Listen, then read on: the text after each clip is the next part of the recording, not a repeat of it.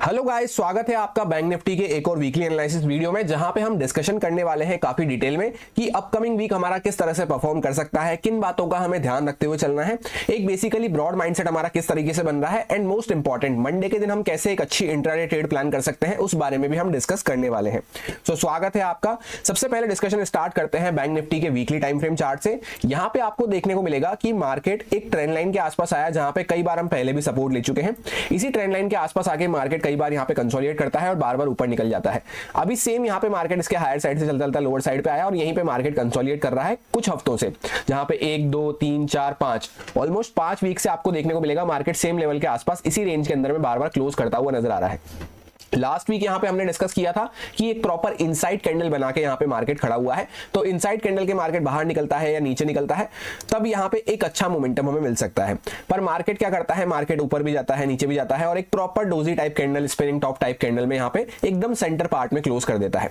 तो ये हमें शो करता है कि बायर्स और सेलर्स यहां पे कितना ज्यादा कंफ्यूज बने हुए हैं। उनके बीच में बेसिकली एक इंपॉर्टेंट लेवल के आसपास, डू और डाई लेवल के आसपास आके यहां पे हमें फाइट देखने को मिल रही है, जहां पे वो डिसाइड नहीं कर पा रहे हैं कि मार्केट को वापस से ऊपर लेके जाएं, क्योंकि यहां पे भी इस तरह से आपको देखने को मिलेगा एक प्रॉपर चैनल टाइप बनता हुआ नजर आ रहा है, जहां पे हायर साइड पे हम बार बार रेजिस्टेंस फेस कर रहे हैं। वहीं से हम नीचे आए थे,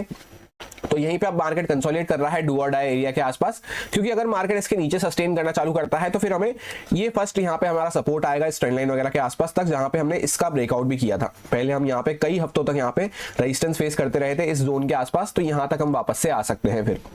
और वैसे भी जहां पे आपको देखने को मिल रहा होगा एक इंपॉर्टेंट यहाँ पर रेंज टाइप बनती हुई नजर आ रही है, तो एटलीस्ट मार्केट जहां पे भी क्लोज करता है, इतना जितना रेंज का ये लेंथ है, इतना ऊपर या इतना नीचे की साइड पे मोमेंटम हम प्रोजेक्ट करते हुए चल सकते हैं। तो जब मार्केट इसके बाहर निकलना चालू करता है तब हमें अच्छे बड़े ट्रेंडी मूव देखने को मिलेंगे। जब तक मार्केट इसके बीच में बना हुआ है तब तक हमें थोड़ा सा यहाँ पे कॉशियस रह के काम करने की जरूरत है, क्योंकि जैसे बायर सेलर्स की फाइट होती है तो एक दिन मार्केट ऊपर, एक दिन नीचे, फिर बीच में यहाँ पे कंफ्यूज, इस तरह से यहाँ पे पूरा काम चलता है, जिसमें specially as an option buyer हमें ज्यादा कोई बड़े मूव, स्मूथ मूव नहीं मिल पाते। कॉल सेलर्स वगैरह, पुट सेलर्स वगैरह के लिए वो ज्यादा अच्छा हो जाता है, बेसिकली ऑप्शन सेलर्स के लिए कि यहाँ से कॉल सेल करके बैठ जाओ, यहाँ से पुट सेल करके बैठ जाओ, फिर जिस भी साइड पे मार्केट धीरे धीरे करता हुआ पहुंचता है तब वहां पे फिर वो दूसरी साइड को अपने एडजस्ट करना चालू कर देते हैं। इस तरह से उनके पास यहाँ पे काफी चीजें होती हैं प्ले अराउंड करने के लिए। और एज एन ऑप्शन बायर सिर्फ हमारे लिए क्या होता है, या तो आराम से हम वेट एंड वॉच कर सकते हैं, आराम से रिलैक्स कर सकते हैं, या फिर कोई कम क्वांटिटी के साथ इंट्राडे में छोटे मूव्स के लिए हम प्लान करते हुए चल सकते हैं। ये हमारे लिए बेस्ट अप्रोच हो जाती है अपकमिंग वीक के लिए। कब तक, जब तक कि मार्केट इस रेंज के बाहर सस्टेन करना चालू नहीं करता है, एटलीस्ट एक वन डे टाइम फ्रेम पे क्लोजिंग नहीं आ जाती है इसके ऊपर या इसके नीचे, तब तक इस बीच में हमारा ऐसा ही वॉल्टिलिटी के लिए और छोटे टारगेट, छोटे मोमेंटम, छोटी क्वांटिटी के साथ वैसा प्लान हमारा रहना चाहिए। बेसिकली कॉशियस होकर हमें काम करना है थोड़ा।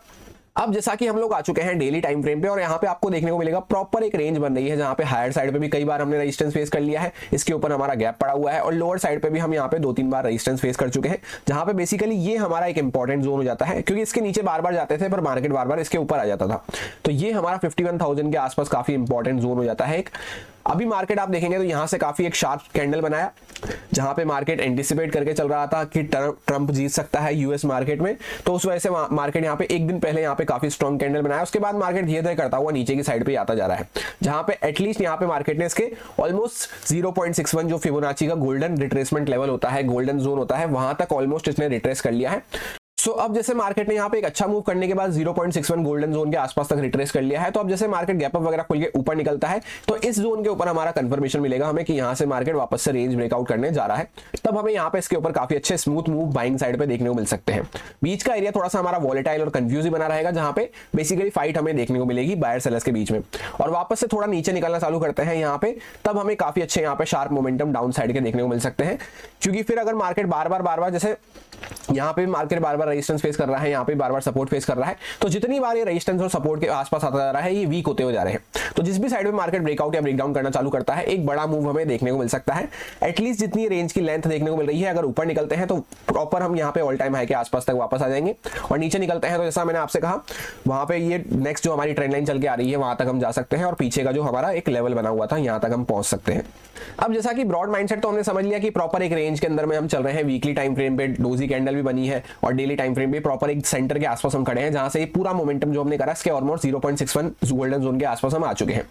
तो यहाँ पे जैसे मार्केट अगर ऊपर भी निकलता है तो हमारी क्वांटिटी पहले 50% रहनी चाहिए, नीचे भी निकलता है तो भी हमारी क्वांटिटी 50% रहनी चाहिए। सबसे पहले इस बात का ध्यान रखना है। दूसरी इंपॉर्टेंट बात यहाँ पे क्या है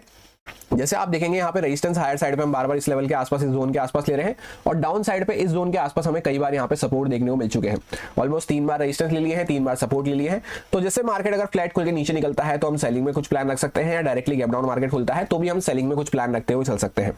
पर वहीं पर अगर डायरेक्टली मार्केट कुछ अच्छा गैप अप दे देता है तो उस केस में यहाँ पे ये सेलर्स वगैरह पे खतरा बढ़ सकता है, तब हम यहाँ पे थोड़ा सा बाइंग में प्लान रखते हुए चल सकते हैं। जैसे आप ध्यान से देखेंगे यहाँ पे ये 500 के लेवल के आसपास हमने एग्जैक्टली कई बार यहाँ पे सपोर्ट ले लिया है, 2 बार ऑलमोस्ट इंट्राडे में सपोर्ट ले लिया है।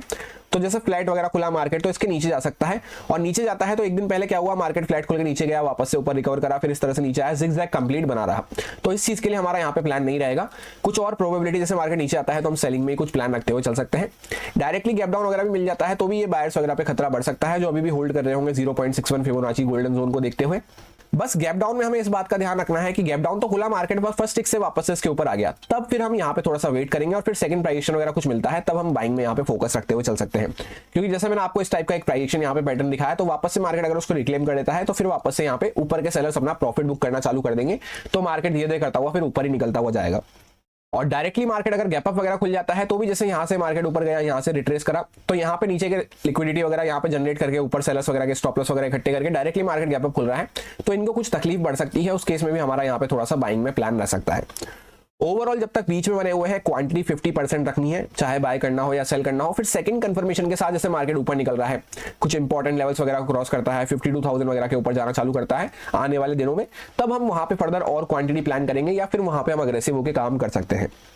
अभी आप ध्यान से देखेंगे तो इंट्राडे में इसने यहाँ पे 52,000 का डॉट रेजिस्टेंस ले रखा है, डाउन साइड पे 51,500 का साइकोलॉजिकल लेवल का सपोर्ट ले रखा है। तो ये क्या शो करता है कि यहाँ पे ऑप्शन सेलर्स ज्यादा डोमिनेट कर रहे हैं, क्योंकि जो बड़े बड़े प्लेयर्स होते हैं, ऑप्शन सेलर्स वगैरह बड़े प्लेयर्स होते हैं, उनकी यहाँ पे साइकोलॉजिकल लेवल्स के आसपास, ये राउंड नंबर लेवल्स के आसपास काफी ज्यादा पोजिशन एक्टिव रहती है। तो दोनों साइड से भी वो डिफेंड करने की कोशिश कर रहे हैं। तो जब इसके ऊपर या नीचे निकलते हैं तब कुछ छोटा मोमेंटम पहले प्लान कर सकते हैं 50% क्वांटिटी से, और उसमें भी डायरेक्शन हम कैसे आइडेंटिफाई करेंगे कि गैप डाउन और फ्लैट के केस में कुछ सेलिंग का सेटअप मिलता है तो हम उसको आइडेंटिफाई करते हुए चल सकते हैं। बस एक कंडीशन रहेगी गैप डाउन में कि इमीडिएटली ऊपर नहीं आना चाहिए। जैसे खुला तो गैप डाउन पर फर्स्ट टिक से ऊपर आ गया तो फिर वो गैप डाउन का कोई मतलब ही नहीं रहा, और गैप अप वगैरह में यहाँ पे सेलर्स वगैरह पे खतरा बढ़ सकता है। उस केस में यहाँ पे बाइंग का कुछ मोमेंटम निकलता है। और गैप अप में भी सेम बात का ध्यान रखना है कि खुला तो गैप अप पर फर्स्ट टिक से नीचे आ गया तो फिर इस जोन में हमें बीच में थोड़ा सा वेट एंड वॉच करना है। यहाँ पे ये सारे कुछ इंपॉर्टेंट लेवल्स रहेंगे जिन पे मैं ट्रेडिंग करते टाइम फोकस रखूंगा। यहाँ पे 51,444 के आसपास एक लेवल हमें देखने को मिल रहा है, जो कि पहले हमारा इंपॉर्टेंट रेजिस्टेंस बना हुआ था। यहाँ पे 858 के आसपास अभी हमारा एक इंपॉर्टेंट रेजिस्टेंस बना हुआ है। 093 के आसपास यहाँ पे एक रेजिस्टेंस हमारा हो सकता है। इसके ऊपर अगर निकलते हैं तो 282 के आसपास हमारा नेक्स्ट रेजिस्टेंस आएगा, जहां पे मार्केट ने यहाँ पे ओपनिंग तो दी पर इसके ऊपर मार्केट सस्टेन नहीं कर पाया। 568 के आसपास यहाँ से लेकर 850 860 के आसपास यहाँ पे हमारा गैप पड़ा हुआ है पीछे का। 170 के आसपास एक सपोर्ट हमारा हो सकता है, क्योंकि यहीं से एक शार्प मोमेंटम दिखाना हमने चालू किया था। इसके बाद 875 के आसपास यहाँ पे पहले का एक गैप पड़ा हुआ था, उसको हमने फुलफिल करा था डॉट इस लेवल के आसपास, और यहीं से एक शार्प मोमेंटम निकलता हुआ नजर आया था। तो ये कुछ हमारे सपोर्ट हो सकते हैं जिन पे मैं ट्रेडिंग करते टाइम फोकस रखूंगा। और इसी के साथ निफ्टी 50 का एनालिसिस ऑलरेडी कल अपलोड कर दिया गया था। अगर आपने चेकआउट नहीं करा है और आप निफ्टी 50 में इंटरेस्टेड रहते हैं तो आप चेकआउट कर सकते हैं। यही मेरा सिंपल सा एनालिसिस बन रहा था बैंक निफ्टी में, जिसको काफी डिटेल में प्रॉपर लॉजिक्स और रीजन के साथ मैंने आपको एक्सप्लेन कर दिया है। अब अगर आपको अच्छा लगता है, समझ में आया, तो आप इसको यूज में ले सकते हैं अपने रिस्क पे, अपने प्रॉपर रिस्क मैनेजमेंट को फॉलो करते हुए, अच्छे से स्टॉप लॉसेस वगैरह को फॉलो करते हुए। Happy Monday, thank you.